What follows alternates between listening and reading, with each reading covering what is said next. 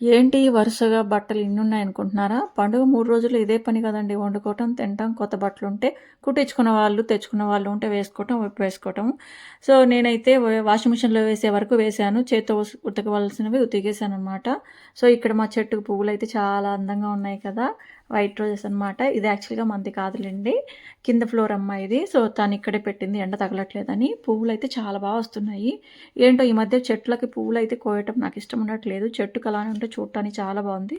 ఇంకా మొత్తం అన్ని పనులన్నీ కంప్లీట్ చేసుకొని ఫైనల్‌గా పూజ చేసేటప్పుడు ఉంటుందండి. మార్నింగ్ చేసిన పనంతా అలసట తగ్గిపోతుందనమాట. సో, అలా దీపం పెట్టుకొని కాసేపు అలా ప్రశాంతంగా కూర్చున్నామంటే ఎంత పని చేసినా ఫ్రీ అయిపోతామనమాట.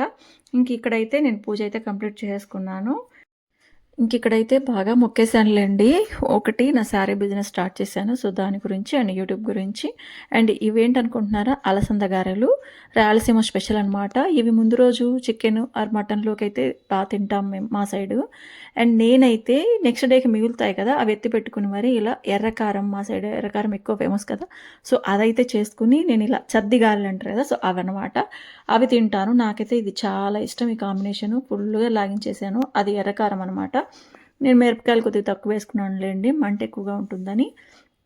చాలా టేస్టీగా ఉంటాయండి. మిస్ చేసుకోవద్దు. నిజంగా ఎవరైనా తెలిసిన వాళ్ళు ఉంటే మాత్రం కామెంట్ సెక్షన్‌లో కామెంట్ చేయండి. వీటి టేస్ట్ ఎలా ఉంటుందో. తెలియని వాళ్ళు ఎవరైనా ఉంటే ట్రై చేస్తారు కదా!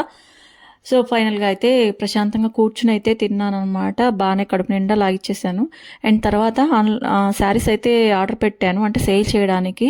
సో, యూట్యూబ్‌లో కూడా అప్‌లోడ్ చేస్తూ ఉంటాను. ఎవరికైనా తెలిసుంటే మాత్రం ఒకసారి చూడండి. అండ్ కామెంట్ సెక్షన్‌లో కామెంట్ చేయండి. వీడియోనైతే లైక్ చేయండి. ప్లీజ్ ఛానల్‌ని సపోర్ట్ చేయండి.